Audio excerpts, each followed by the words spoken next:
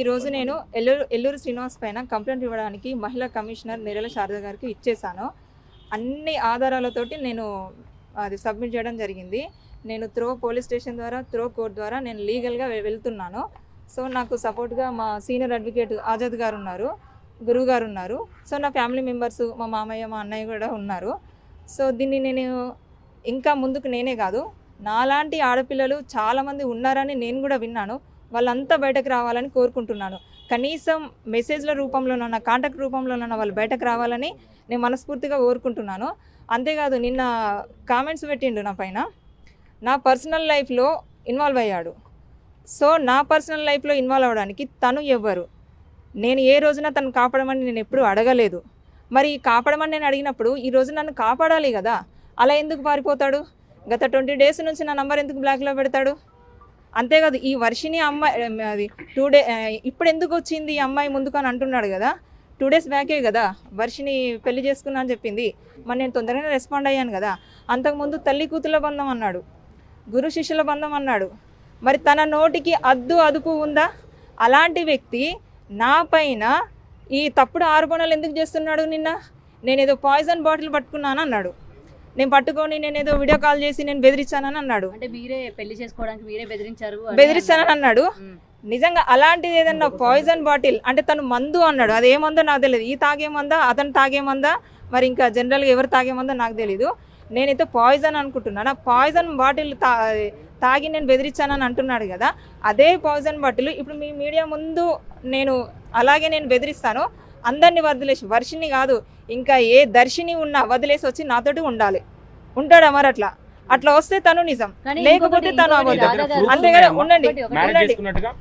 ఇంకోటి, తను first day అంటే January 1, 2025 ఇక్కడ లేనన్నాడు. లేకపోతే తను బర్త్డే సెలబ్రేషన్ ఎలా చేసుకుంటాడు వాళ్ళ ఫ్యామిలీ తోటి? చెప్పండి, మీరే చెప్పండి. అతని కేక్ కటింగ్ అవన్నీ ఉన్నాయి. అతను ఎలా బర్త్డే చేసుకుంటాడు? మధ్యప్రదేశ్లో ఉన్నాడు. ఎట్లా అన్నాడు? ప్రూఫ్స్ చూపెట్టమని చెప్పండి. నా దగ్గర ప్రూఫ్స్ ఉన్నాయి, అన్నీ నేను సబ్మిట్ చేశాను.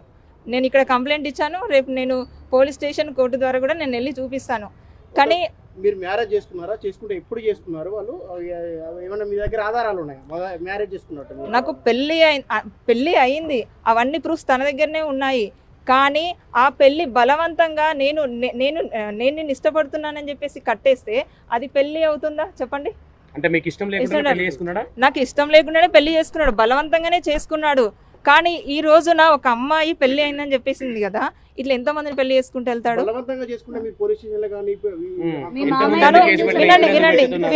వినండి, తనని నేను అడిగాను, ఇది కరెక్ట్ కాదు అని చెప్పాను. చెప్తే తను బెదిరించాడు నన్ను. నేను ఇన్ని రోజులు కూడా నేను చెప్పలేదు, బెదిరించిండు.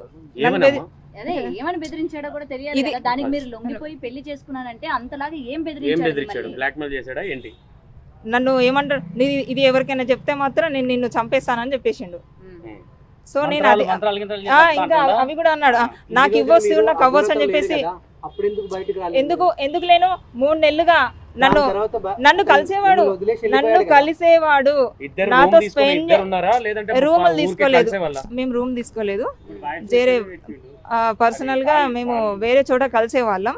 నాతో ఉండేవాడు, నాతో మాట్లాడేవాడు.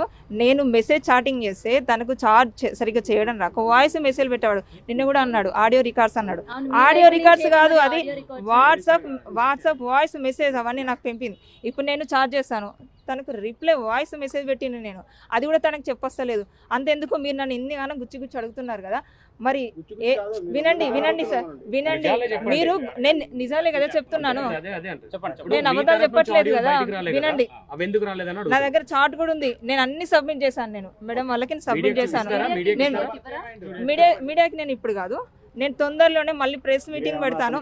వినండి, డబ్బులు కూడా నేను ఇచ్చాను, అవి కూడా అన్ని ఇచ్చేసాను నేను.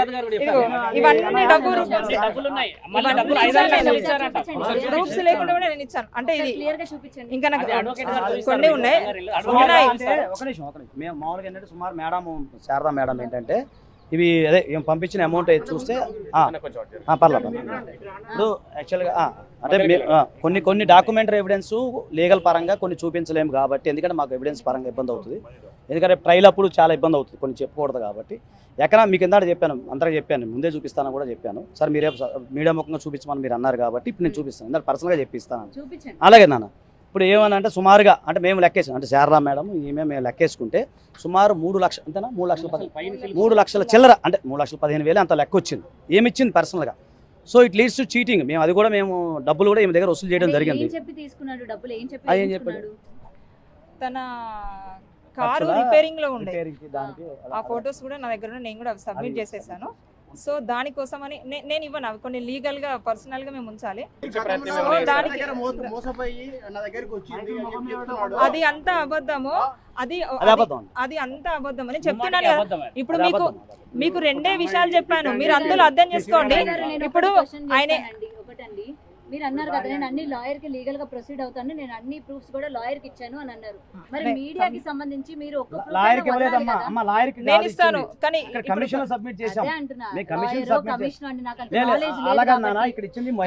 ముందు ఇంకా మనం కలుస్తూనే ఉంటాం కాబట్టి నేను ఒక్కొక్కటి నేను పాస్ చేస్తా ఉంటాను.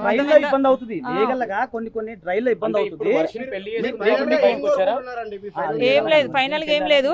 మీరు అతన్ని అడగండి ఏంటిది, అతన్ని నాలుక మీద నుండే కదా మాటలు వచ్చినాయి. తల్లి కూతుళ్ళు కదా, గురు శిష్యులు కదా, భార్యాభర్తలు ఎలా అవుతారు? మరి ఏ సనాతన ధర్మంలో రాసుంది, ఏ చట్టంలో రాసుంది? వాళ్ళ అక్కడ అఘోరిలో ఇదేమన్నా ఉన్నదా? ఆయనను చూపెట్టమని చెప్పండి. అంతేకాదు అతను ఫస్ట్ ముఖాముఖి ముందుకు రమ్మని చెప్పండి. ఆయన వచ్చిన రోజున నేను, నా కుటుంబం, వర్షిని వాళ్ళ కుటుంబం, సార్ వాళ్ళు, గురువు గారు వాళ్ళు అందరు ఉంటారు. చుట్టూ మీ మీడియా ఉండాలి, అప్పుడు నేను నిరూపిస్తాను. ఒక్కొక్క రుజువు కావాలన్నారు కదా. అతను రేపు తీసుకొస్తున్నా నేను వస్తాను. ఇప్పుడు జరిగింది ఏంటమ్మా, ఒక నిమిషం ఎక్స్ప్లెయిన్ చేస్తాను. యాక్చువల్గా మహిళా కమిషన్ వాళ్ళకున్న రైట్స్ ప్రకారం ఏంటంటే మా యొక్క పిటిషన్ స్వీకరించారు. అమ్మా ఇన్రా, మహిళా కమిషన్ వారు మేము వేసిన పిటిషన్ స్వీకరించారు ఇప్పుడు వరకు. అది స్టెప్ జరిగింది, ఎందుకంటే మా అడ్మిట్ అయింది అనుకోండి. ఇప్పుడు దానికి సంబంధించిన ఫర్దర్గా ఎవరైతే కరీంనగర్ కదా, వీళ్ళది కరీంనగర్. యాక్చువల్గా మీకు అంతకంటే ప్లేస్ ఆఫ్ అఫెన్స్ అనేది హైదరాబాద్ కాదు, ప్లేస్ ఆఫ్ అఫెన్స్ అక్కడ కరీంనగర్. జరిగిందంత అక్కడే కొత్తపల్లి, మీరు కొత్తపల్లి అదే ఊరు, అదే కొండగొట్టేది ఆ ఏరియాలో. సో మొత్తం అది ఎస్పీ గారికి మేము మాట్లాడుతాం. యాక్చువల్లీ మీకు మీడియా అయిన తర్వాత మళ్ళీ ఇప్పుడు మనం పైకి వెళ్ళి మేడంతో ఒకసారి డిస్కస్ చేయాలి. దానికోసం మేము వచ్చాం. మీది అయిపోయిన తర్వాత మళ్ళీ మేడంతో వెళ్ళిన తర్వాత ఒకసారి మేము డిస్కస్ చేసుకుంటాం, మేము లీగల్గా కొన్ని మాట్లాడుకొని అది ఎస్పీ గారికి వెళ్తుందా లేదా డీజీపీ గారికి రాస్తారా అనేది మేడం గారు డిస్క్రిషన్ పవర్.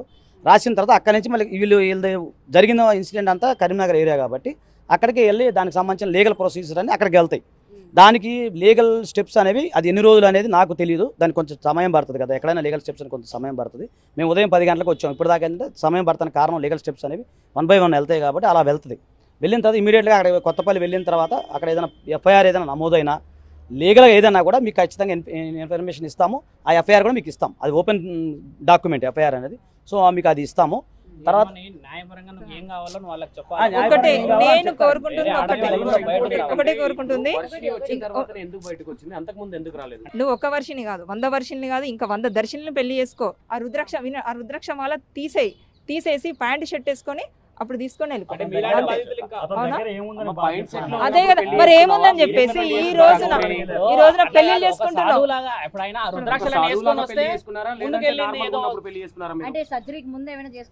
లేదు, సర్జరీ అయిన తర్వాతనే.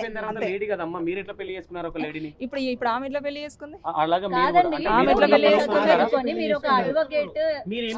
ఇప్పుడు ఒక ఆయన దగ్గర నుంచి నేను ఆశించేదాన్ని అయితే నేను ఈ రోజు ఎందుకు డబ్బులు ఇస్తాను చెప్పండి. అవును నేను ఇప్పుడు వినండి, ఇప్పుడు నేనేమంటాను,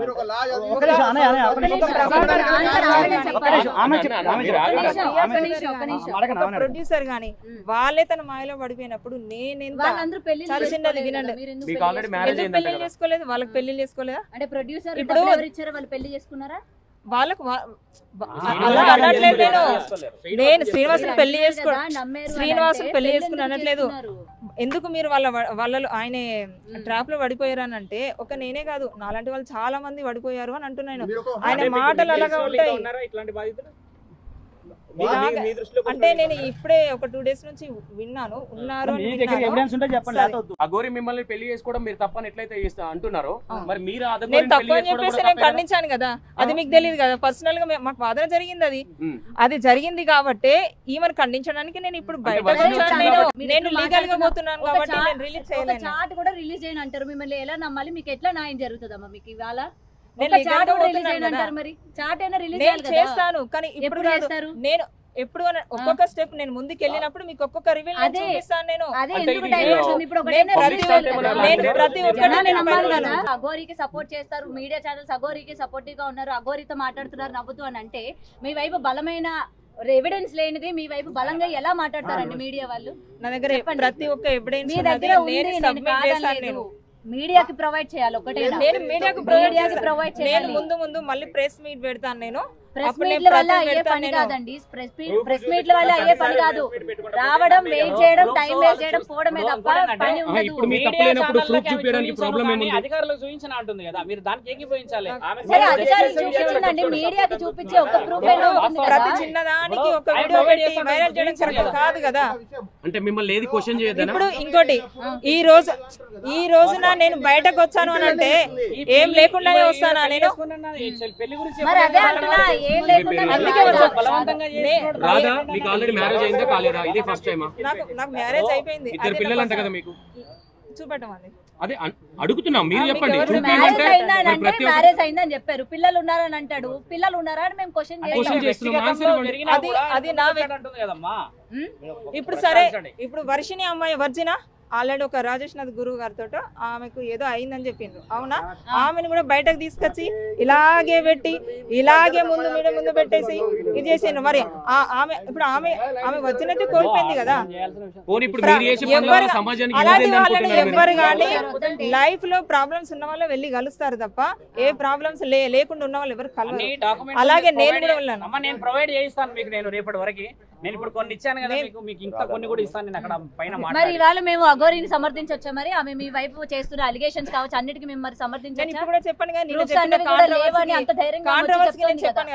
ఇప్పుడు కాంట్రవర్సీ మీరు ప్రూఫ్ చూపించడానికి ఎందుకు భయపడుతున్నారు? ఒక్క నిమిషం, నేను భయపడలేదు. చెప్పండి, మీ దగ్గర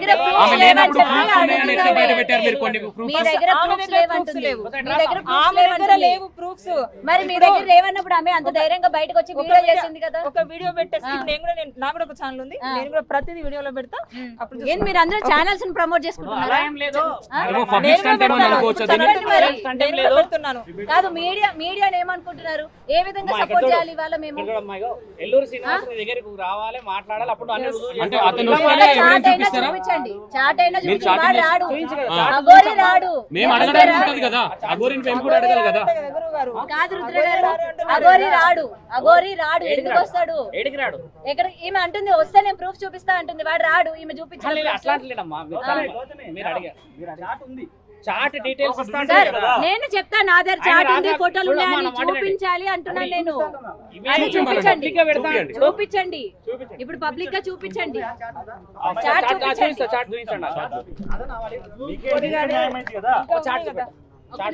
కొంచెం మనం బయటకు వెళ్తే చూపించండి, చాట్ చూపించండి. కన్వర్సేషన్ వాయిస్ మెసేజ్ అన్నది మాకు అనవసరం. అఘోరి ఈమెతో చాట్ చేసిందా అన్నదే కావాలి. అకౌంట్ డీటెయిల్స్ మాత్రం ఉన్నాయి. చాట్ ఉన్నది. నేను పైన పేజ్ సబ్మిట్ చేశాను. అది లేదు, ఇందులో లేదు. అందులో లేదు. ఏదున్నా సరే మాకు కావాలండి. అది చూపించండి, అది చూపెట్టండి సార్. ఇప్పుడు వీళ్ళకి అది చూపెట్టండి.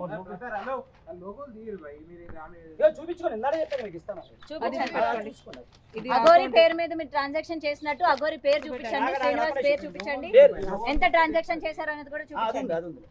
అది చూపించండి. అంటే ఫోన్ నెంబర్ మీకు అన్ని చూపించండి. అదే డిస్కస్ కాదు, పైకి చూపించండి. ప్రజలు చూడాలి, మాకు కాదు. ఎవరు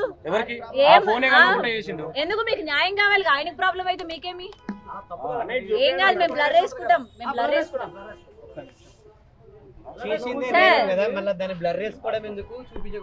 సరే ఇప్పుడు మీడియా ప్రకారంగా ఇప్పుడు నన్ను నమ్మి చాలా మంది మీరు వచ్చారు కాబట్టి నేను ఈ నేను అమ్మ దగ్గర అన్ని కాగితాలు అతి మీకు submit కష్టంగా చేస్తాను. నేను మీడియా ముందుకు వచ్చాను. అసలు నా లైఫ్ స్టైల్ ఇది కాదు. నేను చాలా ప్రెషర్లతోటి నేను ఇంటికి వెళ్తే నేను చాలా ఫేస్ చేయాల్సి వస్తుంది. అలాంటి సిచ్యువేషన్లో నేను ముందుకు వచ్చాను. అర్థమైందా? కొంచెం అర్థం చేసుకోండి, సగటు ఆడపిల్లను. అర్థమైందా? నేను ఇప్పుడు అగోరిలాగా బరి తెగించి బట్టలు ఇడిచి తిరగట్లేదు. అర్థమైందా? తల్లి కూతుళ్ళు అంటే కూతురు ముందు తల్లి అవుతున్న బట్టలు ఇప్పి కూర్చుంటుందా? మీరే అర్థం చేసుకోండి. తల్లి కూతుల బంధం అని చెప్పేసి భార్యాభర్తలు అంటూ రామనోటికి అదుపు లేదు. ఇప్పుడు నా మీద కూడా తప్పుడు ఆరోపణలు అలాంటివి చేసింది. అర్థమైందా? మీరు కూడా ముందు తల్లి అనుకునే వెళ్ళారా? నేను ఏది అనుకుని పోలేదు. ఒక భక్తురాలుగా ఒక అమ్మ అనుకుని అంటే కాదండి, ప్రతి ఒక్క ఆడపిల్లకి నేను ఒక క్వశ్చన్ చేయాలనుకుంటున్నా. ఎదురుగా గుడిలో కనిపించిన దేవతల్ని నమ్మరు మీరు. ఇట్లాంటి వాళ్ళు వచ్చి నేను భక్తురాలు వాళ్ళు దేవుడు అంటే ఎట్లా పోతున్నారండి? ఒక క్వశ్చన్ చేస్తున్నాను. లేదు నేను మామూలుగా అడుగుతున్నాను, నాకు వచ్చిన డౌట్ కొద్దిగా అడుగుతున్నాను. నేను గుడిలో ఉన్న దేవుళ్ళని నమ్మరు మీరు. ఇట్లా వీడెవడో వచ్చి నేను దేవుడిని నేను దయ్యాన్ని అంటే మీరు పోతున్నారు భక్తులు అని చెప్పి. చదువుకున్న మీరు సమాజంలో పోయి ఇప్పుడు వాళ్ళ రూపంలో వీళ్ళు వచ్చారనే వెళ్తున్నామమ్మా మేము. అదే ఎందుకు వెళ్తున్నారండి? ఎందుకు వెళ్తున్నారు? ఇవాళ అన్యాయం అయిపోయారని చెప్పి ఎందుకు ఇట్లా బయటికి రావడం? బయటకి ఒక వినండి, మేము బయటకి రావడం చాలా తక్కువ. మీ మీడియా వాళ్ళే చూపించేది చాలా ఎక్కువ. ఇప్పుడు వర్షం వాళ్ళ ఫ్యామిలీ కూడా నేను కలిసాను. వాళ్ళ ఫ్యామిలీ ఏమంటున్నారు? మీకు సపోర్ట్ గా ఉన్నారు వాళ్ళ ఫ్యామిలీ? నాకు సపోర్ట్ గానే ఉన్నారు. వాళ్ళు కూడా వస్తున్నారు కదా, వాళ్ళతో కూడా మాట్లాడండి. ఓకేనా? మీరు మాట్లాడుకోండి.